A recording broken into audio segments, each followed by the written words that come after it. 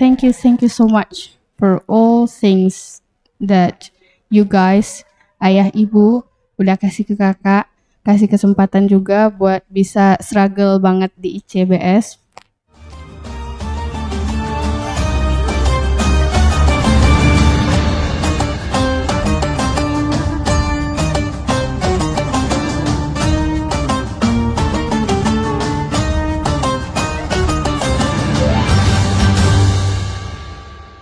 Assalamualaikum warahmatullahi wabarakatuh. Selamat sore ayah bunda dan pemirsa ICBS TV di mana saja Anda berada. Kali ini bersama saya Cika Srihana Humairah yang akan menjadi pemandu Anda dalam podcast Ramadan ICBS TV, media kreatif penuh inspirasi. Nah, alhamdulillah kali ini kita kedatangan tamu yang luar biasa, yakni teman-teman dari Komplek ICBS Haro Putri yang mungkin gak asing lagi nih di ICBS TV. Nah, ada Naurah Yoko dan ada Putri Alifaresia. Assalamualaikum Yoko, Putri. Waalaikumsalam Cika. Kak Cika. Oke, boleh dong perkenalan singkat dulu nih sama penonton. Okay, hello, my name is Putri Alifaresia. My friends usually call me Putri. こんにちは。私の名前は近藤直良子です。ようこと呼んでください。Oke. Nah, jadi kebetulan mereka berdua ini itu berasal dari divisi yang sama ya di Badan Eksekutif Santri. Nah, dari divisi Pendidikan dan Bahasa. Nah, jadi mungkin kita kali ini kita akan ngomongin tentang bagaimana budaya belajar di Jepang, kemudian bagaimana peranan bahasa dalam pendidikan, dan maybe we will talk about language and how to learn with language. Oke, kita mulai dari Yoko dulu nih. Yoko, gimana sih perbedaan budaya belajar di Indonesia sama di Jepang? Sebenarnya Jepang sama Indonesia ini nggak beda jauh cara belajarnya. Kalau di Jepang masuk sekolahnya jam 8, habis itu sampai jam 4 belajar di sekolah. Habis itu ekskul paling lama sampai setengah 8. Oh, berarti full day ya? Yes. Oke. Nah, kalau untuk kurikulumnya gimana? Kurikulum pendidikannya? Kurikulumnya kayak mana ya? Kalau di Jepang pelajarannya apa-apa aja tuh gitu? Kalau di Jepang sama kayak Indo, ada matematika, bahasa Jepang, bahasa Inggris, IPS, IPA. Nah, kira-kira yang nggak ada yang ada di Jepang tapi nggak ada di Indonesia, pelajarannya apa tuh? Pelajaran agama. Oh, oke. Dan itu kita dapetin di ICBS ya, yang emang dominan pelajaran agamanya. Nah, oke. Tadi kita udah ngomongin tentang budaya belajar. Nah, kira-kira kalau dari keseruan itu seru di mana kira-kira? Belajar di Jepang atau di Indonesia? Atau beda-beda nih? Beda-beda. Kalau Jepang juga seru, Indonesia juga beda serunya. Beda-beda ya. Beda culture juga ya? Iya, beda culture juga, beda budaya juga ya kan. Oke. Nah, kira-kira nih Yoko pas baru-baru awal masuk ke ICBS itu ada kesulitan nggak? Ada kendala gitu dalam berbahasa? Ya, dalam bahasa nih banyak kesulitannya. Kan pas sana masuk sini tuh belum bisa bahasa Indo. Kan jadi kalau mau pergi sekolah, mau kemana-mana harus bawa kamus. Oh, harus bawa kamus ya. Dibantuin sama teman ngomongnya. Sampai pada akhirnya sekarang udah bisa ini ya, kita udah lancar ya ngomongnya. Nah, selain bahasa Jepang atau bahasa Indonesia, ini Yoko juga tertarik ke bahasa lain atau mungkin bahasa Inggris gitu? Ya, Ana suka bahasa Inggris, bahasa Korea. Oh, bahasa Korea. Oke. Oke. Kalau Putri sendiri gimana nih? Interestnya ke bahasa apa? Kalau Putri pribadi sih kan Putri tuh emang tertarik banget ya Kak sama belajar bahasa. Jadi emang hampir kalau sekarang Putri lagi struggle belajar langsung 5 bahasa sih Kak. Jadi Putri emang tertarik banget sama bahasa, jujurly gitu. 5 language, apa-apa aja itu? Kalau sekarang tuh Putri lagi ya Arab, English lagi on progress juga. Terus Putri juga mulai tuh Turki, Germany also, satu lagi Jepang juga. Jepang juga. Iya. Oke. Pengen banget bisa bahasa Jepang. Nah, tapi justru nih ya dengan berbahasa itu kita justru wawasan kita bakal lebih nambah nggak sih? Betul Iya kan? banget, karena dengan kita bisa banyak bahasa, ya pengetahuan tuh kan lebih luas lagi. Nggak cuman kita bisa dapat ilmunya tuh nggak dari bahasa Indonesia aja, dengan bahasa Inggris terutama ya kayak yang bahasanya dunia gitu. Jadi insya Allah ilmunya kita tuh bisa lebih luas gitu kita dapatnya. Ya through lebih luas. English, ya. Example like misalnya ada e-book gitu kan dalam bahasa Inggris atau bahasa lain, kita bisa dapat ilmu baru dari situ. Nah, gitu. Membantu banget gitu, Ya, insya Allah. apalagi kalau untuk buku-buku yang International book yang bestseller, nah itu biasanya kan book yang emang jarang yang terjemahan gitu ya. Mungkin ada cuman ya butuh tahun ya kan untuk kita nungguin ada yang nerjemahinnya ke bahasa Indonesia gitu. Ya benar-benar. Nah, tadi kita udah ngomongin soal gimana ini ya interestnya ke bahasa. Nah, kira-kira di komplek ICBS Haroputri itu gimana sih penerapannya gitu dalam sehari-hari? Kan Putri sama Kak Yoko tuh satu divisi ya Kak, satu divisi BES, yaitu BES bahasa. Lumayan banyak, maksudnya every santri in Haroputri itu mereka tertarik, banyak yang tertarik ke bahasa Inggris, bahasa Arab juga, bahasa Jepang juga banyak. Mereka emang kepengen kelihatan gitu, pengennya bisa speak in English gitu. Also tatakaran bilogo gitu. Bilogo Telarbia. Oke. Banyak ini juga ya, banyak juga yang udah menunjukkan ini ya minatnya ke foreign language. Ya, ada juga yang udah berani ngomong 1-2 ya walaupun di mix gitu ya, tapi udah diterapin bahasanya, walaupun kayak pengen pergi ke Maskan deh gitu, pengen pergi ke asrama. Jadi emang mereka tuh insya Allah emang mulai nerapin satu kata. Good progress Insya Allah. Walaupun mix tapi dia kayak kita udah nyoba ya kan, kita udah nyoba. Jadi pelajarannya adalah jangan pernah takut buat speak up gitu kan, jangan pernah takut buat ngomong walaupun kita salah gitu. Justru itu yang bikin kita lebih percaya diri, lebih confidence kayak orang yang mungkin bisa bahasa asing itu pasti lebih confidence kan. Because the mistakes is the greatest teacher in our life. Dengan masalah, dengan kesalahan kita bisa belajar, oh itu salah ya kan. Jadi kita bisa nge-proof diri kita, nggak yaudah nggak usah lagi dilakuin hal yang itu karena kita tahu itu salah, jadi kita bisa berubah gitu. Betul. Justru dengan kesalahan itu kita belajar. Kita belajar. Oke, justru dengan kesalahannya.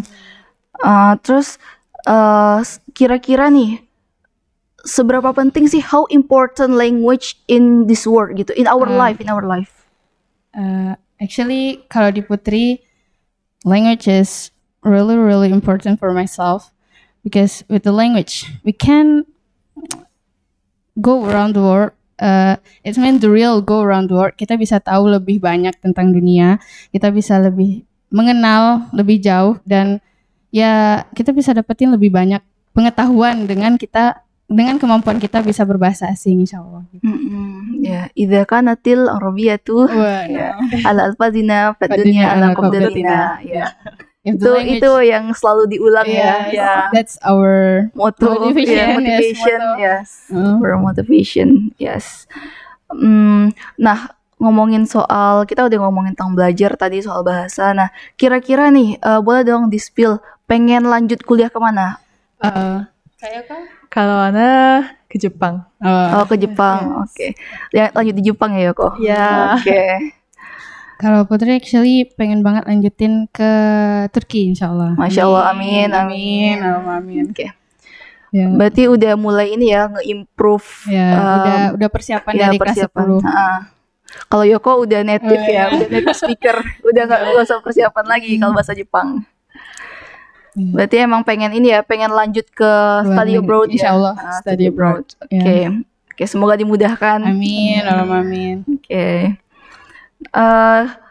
Kita udah ngomongin soal kuliah, kita udah ngomongin soal bahasa. Nah, kalau untuk ini nih, kan kalian sama-sama dari divisi bahasa nih. Ada nggak something yang misalnya something yang emang amazing yang udah pernah dilakuin di Komplek Haroputri itu apa? Kita actually language in Haroputri is really fun. Yes. Kita ngadain banyak banget event dan yang terbaru itu language festival.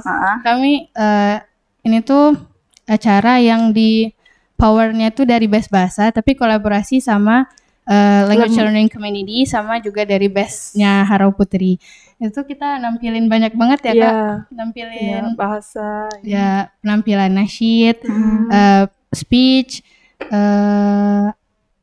banyak gitu. Tapi nggak cuman bahasanya nggak bahasa mainstream ya. Maksudnya nggak cuman bahasa Arab, bahasa Inggris. Kita juga tampilin pakai bahasa Jepang, Jerman. Emang language festival banget gitu. Iya, dan dengan pronouns yang hampir mirip native speaker. Oke. Berarti udah mulai ini ya. Para santri udah mulai menunjukkan eksistensinya gitu, khususnya di bidang foreign language-nya. Oke. Nah, untuk teman-teman yang ada di rumah gitu atau pemirsa yang ada pemirsa JBS TV nih, ada tips dan trik nggak kira-kira untuk kayak how you love language gitu? Untuk gimana sih kalian tuh bisa mencintai bahasa dan gimana sih tips buat belajar bahasa itu gimana? Actually tips belajar bahasa tuh banyak banget ya Kak. Yang penting tuh kita punya niatan kuat banget supaya kalau ntar kita ngedown kita ingat niat kita tuh belajar bahasa apa. Sama satu lagi tuh practice karena practice is more than just knowledge that you get. Practice itu mempraktekkan itu kuncinya, karena kalau misalnya kita banyak nih ilmunya, cuman kalau misalnya kita diam aja, nggak kita omongin, nggak kita sebutin tuh kayaknya kurang terpraktekkan jadinya kan Kak. Jadi practice make perfect. Yes. Jadi latihan terus gitu. Biar kita makin bisa expert ya di bidangnya. Kalau untuk Yoko sendiri gimana nih tips buat pemirsa? Sama aja sih kayak Putri, tetap menggunakan bahasa itu, ulangi. Praktis yang paling praktis. Yes, kalau untuk sumber belajarnya itu sendiri biasa gimana? Sumber belajarnya? Kalau Ana sih, alhamdulillah orang tua Ana kan bisa 2 bahasa, bahasa. Jadi dari kecil lah ajarin bahasa Inggris, bahasa Jepang, bahasa Indonesia.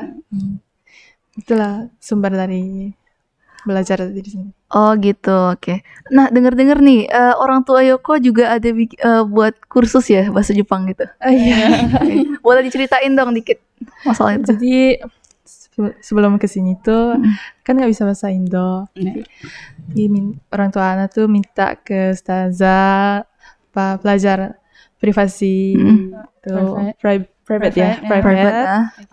Jadi biar bisa bahasa Indo gitu. Oh ya, berarti Yoko mulai private biar bisa lebih lancar gitu. Bisa lebih cepat nge-improve bahasa Indonesianya. Gitu. Oke. Tadi kan ada acara bahasa nih ya, bahasa kayak language festival tadi nih. Nah, boleh diceritain dong selain dari performance itu gimana sih antusiasnya santri itu dalam festival itu gitu? Gimana sih persiapannya gitu? Kita balik lagi nih ke topik tadi gitu.